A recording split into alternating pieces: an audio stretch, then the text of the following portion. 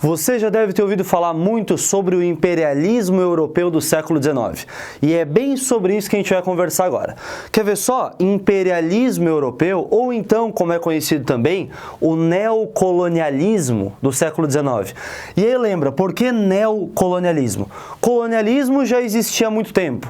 Desde lá do século XV, do século XVI, aquela ação de Portugal e Espanha de buscar novas terras, buscar outros continentes, a exploração do continente americano, tudo isso nós já sabemos. Mas agora, o neocolonialismo significa a nova ação europeia de colonizar, buscar terras, buscar matéria-prima, mercado consumidor. Então, é esse fator aqui que está extremamente atrelado, é até um sinônimo do que é o imperialismo europeu do século XIX. O que a gente precisa entender? Por que será que os europeus, a partir do século XIX, vão tomar essa atitude imperialista, a busca por novas terras, a expansão territorial? E os motivos para que tudo isso aconteça, sem sombra de dúvidas, estão lá no comecinho do século XIX. Pelo seguinte motivo, você deve lembrar que mais ou menos em meados do século XVIII, 1750, 1760, a Inglaterra, grande potência da época, fez a sua revolução industrial. Portanto, se no mundo todo alguém quisesse produto industrial, no século XVIII dependia da Inglaterra. Para comprar qualquer tipo de manufatura, qualquer tipo de produto industrial, a questão é que a partir do século XIX não só a Inglaterra se industrializou. Essa industrialização começou a se espalhar pelo restante da Europa, outros países fizeram as suas indústrias, inclusive saiu da Europa, Estados Unidos, Japão se industrializaram também. Então, o parque industrial global se expandiu bastante. Faz a seguinte comparação na tua cabeça. Imagina que existe uma cidade e nessa cidade só tem um supermercado, onde todas as pessoas vão comprar leite, pão, queijo, açúcar nesse supermercado. E, de repente, outros mercados começam a abrir aí na tua cidade. O que vai acontecer? A concorrência vai ser maior. Os produtos que antes eram vendidos só naquele mercado, agora são vendidos em outros também. Eles começam a disputar produtos, disputar preços.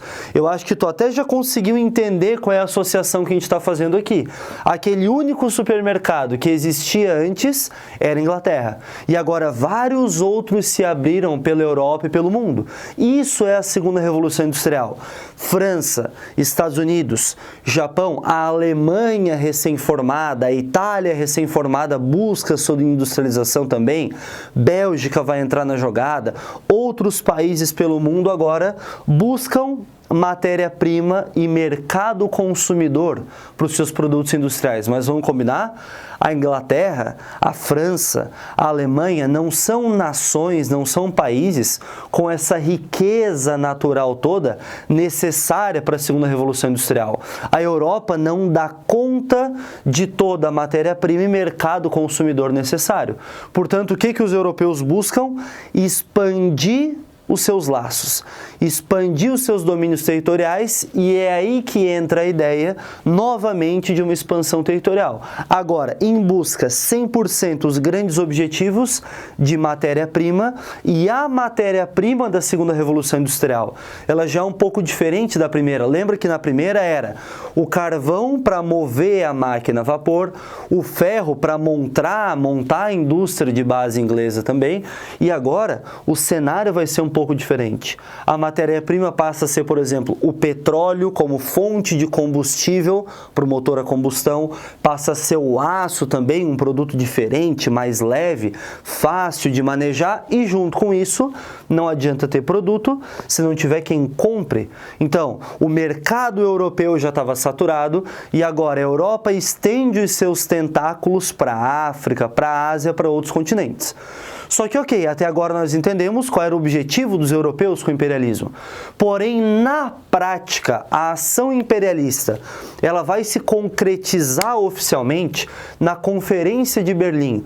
Uma conferência, uma organização de países convocada pelo governo da recém-formada Alemanha entre 1884 e 1885, convocado por Otto von Bismarck, o chanceler alemão, propondo a divisão do continente africano entre os europeus. Claro, Bismarck convoca essas nações europeias para tentar trazer um protagonismo para a Alemanha, coisa que não acontece, vai acirrar as disputas entre as potências mais antigas da Europa com as potências mais recentes, porque nessa divisão do território africano, quem vai levar melhor na divisão territorial é Inglaterra e França, as potências mais antigas. Se a gente der uma olhadinha para esse mapa africano que está aparecendo aqui para a gente, é fácil perceber que os principais territórios ficaram sob posse de Inglaterra e França. Então já guarda na tua mente que algum conflito vai aparecer logo logo por conta disso,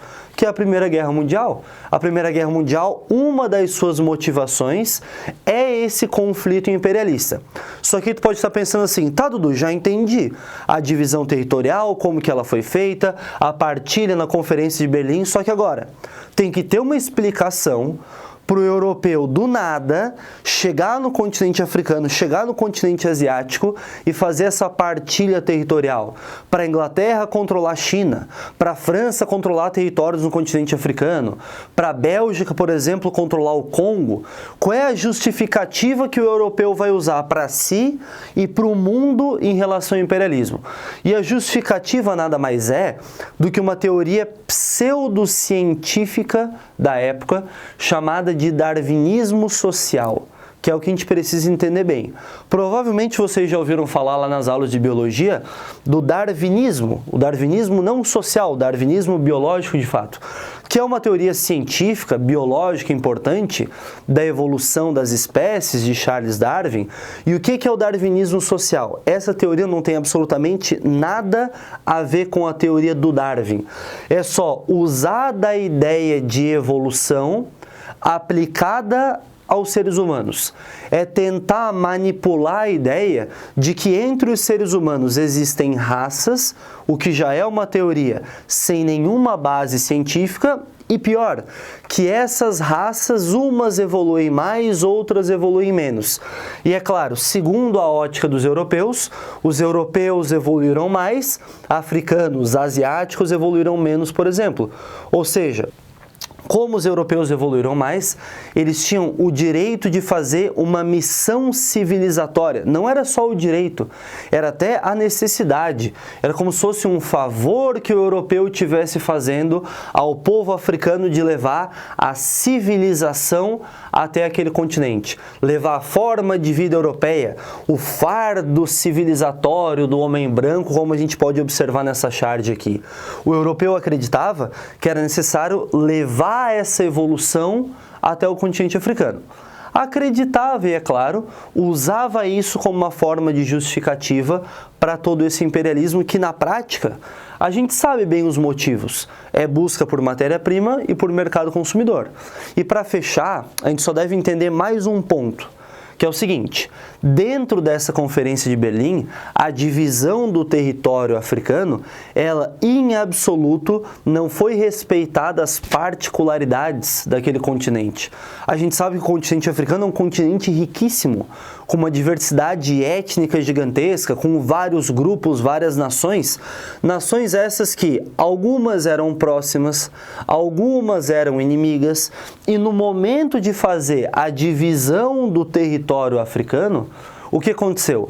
Os europeus não respeitaram essas divisões étnicas e acabou que dentro de um mesmo território, por exemplo, de possessão francesa, duas etnias divergentes que se odiavam ficavam no mesmo território. Etnias próximas, etnias irmãs eram separadas.